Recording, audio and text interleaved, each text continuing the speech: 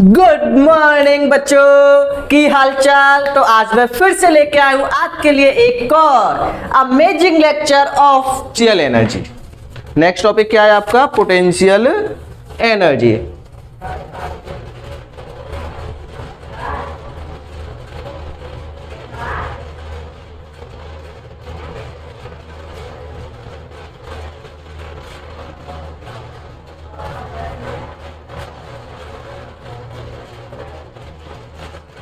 चलिए देखिए,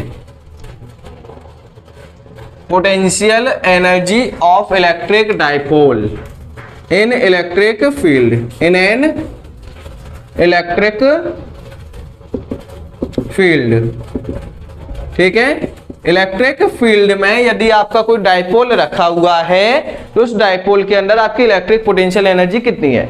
अगर आपका कोई डाइपोल है जो आपका इलेक्ट्रिक फील्ड की प्रेजेंस में रखा हुआ है तो आपको बताना है कि उसके अंदर इलेक्ट्रिक फील्ड एनर्जी कितनी है। क्लियर है? उसके अंदर इलेक्ट्रिक फील्ड एनर्जी कितनी है ये आपको करना है। देखिए कैसे निकालेंगे।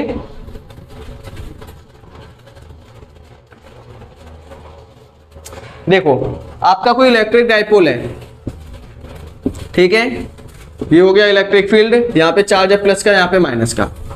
यहाँ पे आपका रखा है इलेक्ट्रिक डाइपोल, ये प्लस का चार्ज, ये रखा है माइनस का चार्ज। ये प्लस का हो जाएगा, ये माइनस का। ठीक है, कुछ भी हो सकता है। यहाँ पे चार्ज है क्यू, यहाँ पे चार्ज है क्यू। फोर्स आपको पता ही है कितनी अप्लाई हो रही है, क्यू ई। यहाँ पे भी फोर्स कितनी होगी, क्यू ई, क्योंकि ये कंडीशन आपकी है यूनिफॉर्म इलेक्ट्रिक फील्ड की। परपेंडिकुलर डिस्टेंस आप जानते हो। ठीक है, अब देखो यहाँ पे आपको कुछ चीजें पढ़नी है। आपका इलेक्ट्रिक डाइपोल ऐसे रखा हुआ था, ठीक है। अब आपने इसको रोटेट कर दिया, अब इसे रोटेट करने में आपने कोई ना कोई वर्क डन किया होगा। देखो, इलेक्ट्रिक डाइपोल आपका ऐसे रखा हुआ था, इस इलेक्ट्रिक डाइपोल को आपने रोटेट कर दिया। जब आपने इसको रोटेट किया तो उसके अंदर कोई ना कोई एनर्जी स्टोर हो गई। तो जितनी एनर्जी इसके अंदर स्टोर हो गई है, जितनी एनर्जी इसके अंदर स्टोर हो गई है, ठीक है, वो एनर्जी आपको फाइंड आउट करनी है कि इसके अंदर कितनी एनर्जी आपकी स्टोर हो गई है। तो एक इलेक्ट्रिक डाइपोल है, अभी ये ऐसे रखा हुआ है थीटा m1 में, थीटा 1 में रखा है। अभी एंगल कितना है, थीटा 1। अब आपने इसको रोटेट कर दिया थीटा 2 पर, ठीक है। तो इसे रोटेट करने में कितनी आपकी एनर्जी खर्च हो गई ये आपको फाइंड करना है। देखिए, consider an electric dipole of dipole moment. ठीक है, आप चाहो तो वीडियो की स्पीड को इंक्रीज कर सकते हो यदि आपको ये कॉन्सेप्ट आता है पहले से। Consider an electric dipole of dipole moment P, जिसका डाइपोल मोमेंट कितना है, P है, ठीक है। Then potential energy is, then dipole rotate theta 1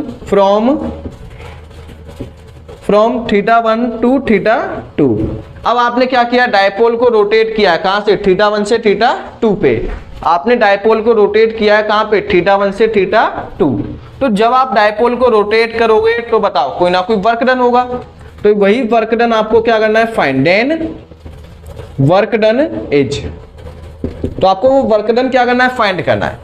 work done का फॉर्मूला क्या होता है, वर्क डन का फॉर्मूला होगा, अब वैसे तो वर्क डन फोर्स के, मतलब अब ये यहाँ पे क्या करेगा, फोर्स तो लगेगी नहीं, यहाँ पे अप्लाई होगी आपकी टॉर्क, ठीक है। तो वर्क डन का फॉर्मूला यदि फोर्स के लिए लगाओगे तो बताओ, वर्क डन का फॉर्मूला होता है F into S, force into displacement. ये तो है फॉर लीनियर। अगर आपका कोई ऑब्जेक्ट लीनियर मूव करेगा, आगे पीछे मूव करेगा, तो इसको अप्लाई कर सकते हो, क्योंकि जब ये आगे मूव करेगा तभी तो डिस्प्लेसमेंट होगा, जब ये पीछे मूव करेगा तभी तो डिस्प्लेसमेंट होगा। अगर ये रोटेट कर जाए अपनी जगह पे तो कोई डिस्प्लेसमेंट हुआ क्या, मतलब जो डाइपोल है वो तो रोटेट कर जाए ना। जब ये रोटेट करेगा तो क्या इसका कोई डिस्प्लेसमेंट हुआ, इसका कोई डिस्प्लेसमेंट नहीं हुआ, ये ओनली अपनी पोजीशन पे ही है। जब ये अपनी पोजीशन पर ही है तो आपको क्या करना है, आपको लगाना है फॉर रोटेशनल। रोटेशन के लिए जो वर्क डन का फॉर्मूला है वो क्या होगा, work done is equal to, force किस में चेंज हो जाएगी, टॉर्क में, ठीक है। रोटेशन के केस में क्या होता है, जो आपकी फोर्स है वो चेंज हो जाती है टॉर्क में, जो आपका डिस्प्लेसमेंट है ये चेंज हो जाता है थीटा में, ठीक है। किसमें चेंज हो जाएगा, ये थीटा में, मतलब कितना थीटा आपने उसको डिस्प्लेस किया। जैसे आपका डाइपोल ऐसे रखा हुआ है, इसको रोटेट आपने इतना कर दिया तो आपने कितना एंगल डिस्प्लेस कर दिया, 90। अब आपने इसको इतना कर दिया तो कितना हो गया 180। क्लियर है। तो जब कोई चीज रोटेट करते हैं तो इसमें कोई डिस्प्लेसमेंट कवर नहीं होता, वहां पे आपका कवर होगा एंगुलर डिस्प्लेसमेंट। अगर बात करें थीटा की तो थीटा क्या होगा यहाँ पे angular displacement, angular displacement. Clear है। और टॉर्क तो आप जानते ही हो। ठीक है। अब कोई भी डेरिवेशन करते हैं तो सिंपल तो हम कर नहीं देते हैं, हम क्या मानते हैं छोटा सा एलिमेंट। हमने क्या किया, डाइपोल डिस्प्लेस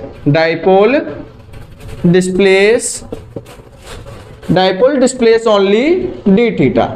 आपने डाइपोल को ओनली कितना डिस्प्लेस किया, डी थीटा। जब आप डाइपोल को ओनली डी थीटा डिस्प्लेस करोगे तो क्या होगा, देन वर्क डन, तो जो आपका वर्क डन है वो कितना हो जाएगा, डी डब्ल्यू। जब आपने डाइपोल को डिस्प्लेस किया डी थीटा तो वर्क डन होगा डी डब्ल्यू। तो डी डब्ल्यू इजिकल टू हो गया आपका टॉर्क डी थीटा। ठीक है। कितना हो गया, टॉर्क डी थीटा। टॉर्क की वैल्यू कितनी है बताओ, टॉर्क आपका इक्वल है, अभी अभी निकला था पीई साइन थीटा। कितना है, PE sine theta into d theta. Torque की वैल्यू कितनी है, PE sine theta into d theta, यही है ना। अब आपको स्मॉल डी को क्या करना है, रिमूव करना है। अगर आप स्मॉल डी को रिमूव करना चाहते हो, अगर आप स्मॉल डी को रिमूव करना चाहते हो तो आप क्या करोगे, इंटीग्रेट बोथ साइड। मतलब आपको वर्क डन कहां से कहां तक निकालना है, इंटीग्रेट कर दो बोथ साइड फ्रॉम, कहां से कहां तक रोटेट कराना है, थीटा 1 से टू थीटा 2। कहां से कहां तक रोटेट कराना है, थीटा 1 से थीटा 2 तक। तो वर्क डन आएगा 0 से लेके डब्ल्यू डी डब्ल्यू। ठीक है। पीई आपका कांस्टेंट है, यहाँ पे जो आपका इंटीग्रेशन वो ओनली किसका होगा, एंगल वाली टर्म्स का, मतलब साइन थीटा का। कहां से कहां तक, थीटा 1 से थीटा 2।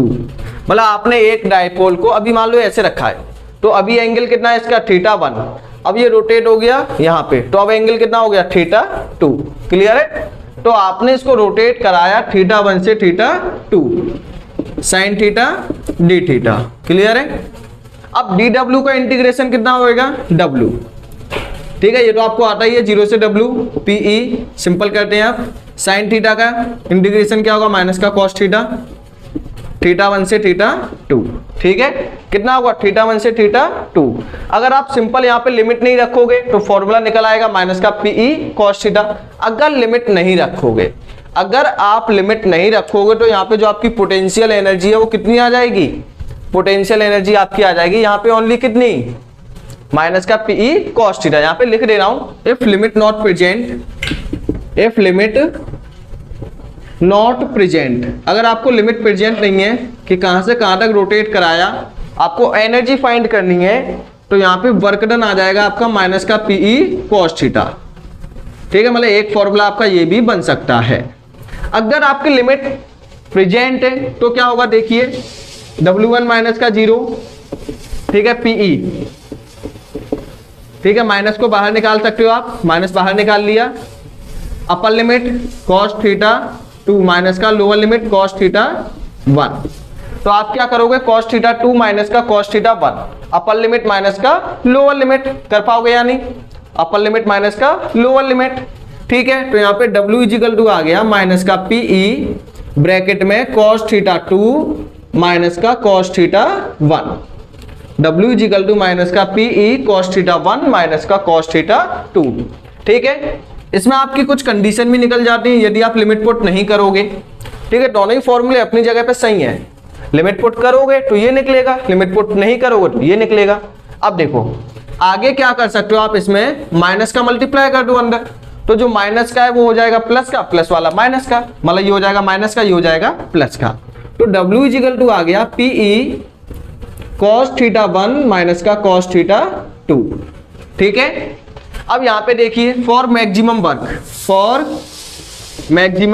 वर्क डन, अगर आपको मैक्सिमम वर्क डन चाहिए, अगर आपको वर्क डन कैसा चाहिए, मैक्सिमम, सबसे ज्यादा काम चाहिए,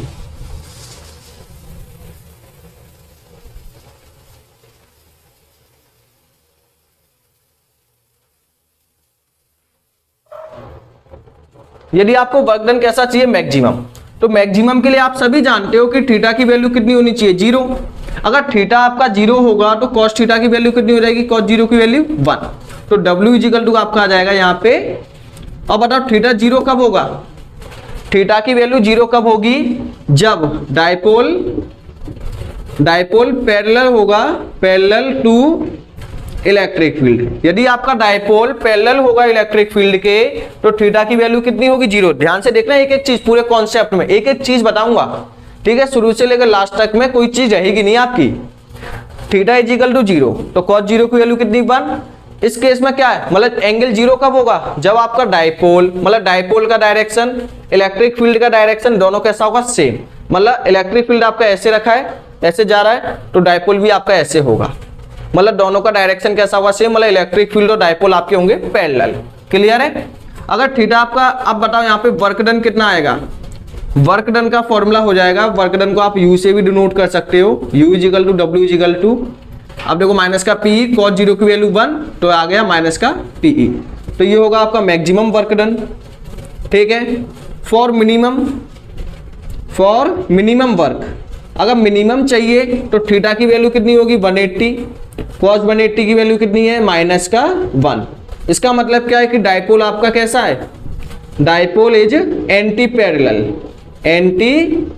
पैरेलल, जो आपका डायपोल है वो कैसा है, एंटी पैरेलल है, किसके, to electric field. Electric field के कैसा होगा, ये एंटी पैरेलल होगा, ठीक है। इलेक्ट्रिक फील्ड के कैसा होगा, ये एंटी पैरेलल। जब ये इलेक्ट्रिक फील्ड के एंटी पैरेलल है, ठीक है, इलेक्ट्रिक फील्ड के कैसा, ये एंटी पैरेलल, तो थीटा इजिकल टू 180, कॉस 180 की वैल्यू -1, तो यहां पे आपका आएगी energy W is equal to minus का PE, ठीक है। अगर यहीं पे आपको कैसा चाहिए, 0, तो for 0 work done, 0 work done, या फिर W की वैल्यू कैसी चाहिए, 0, तो थीटा की वैल्यू आपको लेनी है 90। अगर थीटा की वैल्यू 90 लोगे तो डायपोल आपका क्या होगा, परपेंडिकुलर टू, मतलब डायपोल आपका हो जाएगा perpendicular to electric field. Clear है। अगर इलेक्ट्रिक फील्ड को परपेंडिकुलर रखोगे तो वर्क डन आपका आएगा यहाँ पे 0, क्योंकि cos 90 की वैल्यू आपकी होगी 0। क्लियर है, ठीक है। अब यहाँ पे आ जाओ, ये तो था जब आपने लिमिट पुट नहीं की थी, सिंपल आपके ये हो गए कि मैक्सिमम कब आएगा, मिनिमम कब आएगा, कब क्या।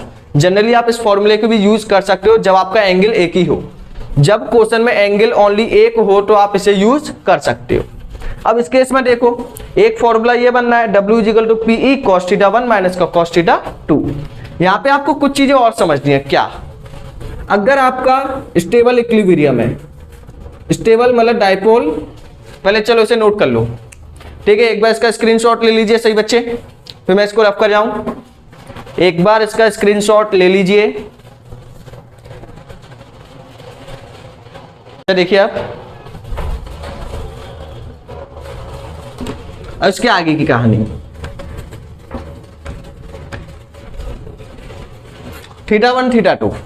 अगर आपका इलेक्ट्रिक फील्ड ऐसे है, ये इलेक्ट्रिक फील्ड का डायरेक्शन है, आपका डायपोल रखा हुआ है ऐसे, ठीक है, माइनस से प्लस। इलेक्ट्रिक फील्ड का डायरेक्शन भी ऐसे ही है, डायपोल का डायरेक्शन भी ऐसे ही है। जब दोनों का डायरेक्शन सेम है, जब दोनों का डायरेक्शन सेम होगा तो थीटा आपका कितना होगा, 0। जब थीटा आपका 0 होगा तो इस कंडीशन का नाम होगा स्टेबल इक्विलिब्रियम, स्टेबल इक्विलिब्रियम, ठीक है।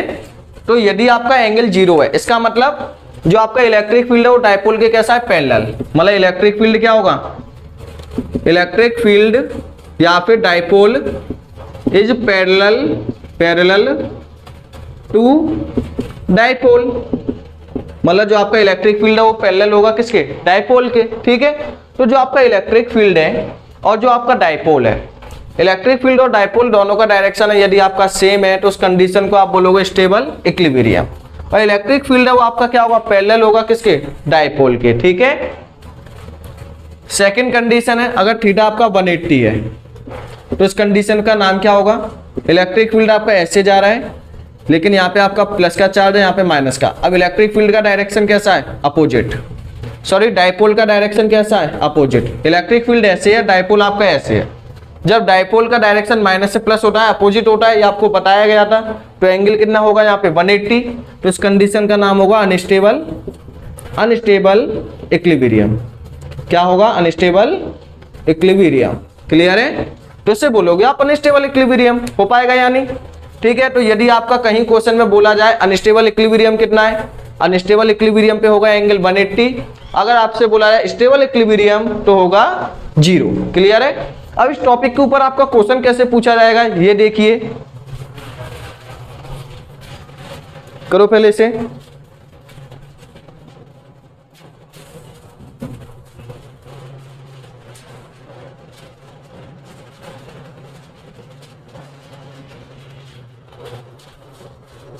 हो गया ये? अच्छा देखिए, अब इसके ऊपर आपके क्वेश्चन किस टाइप से पूछा जाएगा। एक ही क्वेश्चन बन रहा है, अच्छा बाकी सब तो फॉर्मूले बेस होंगे जो आप इजीली निकाल लोगे।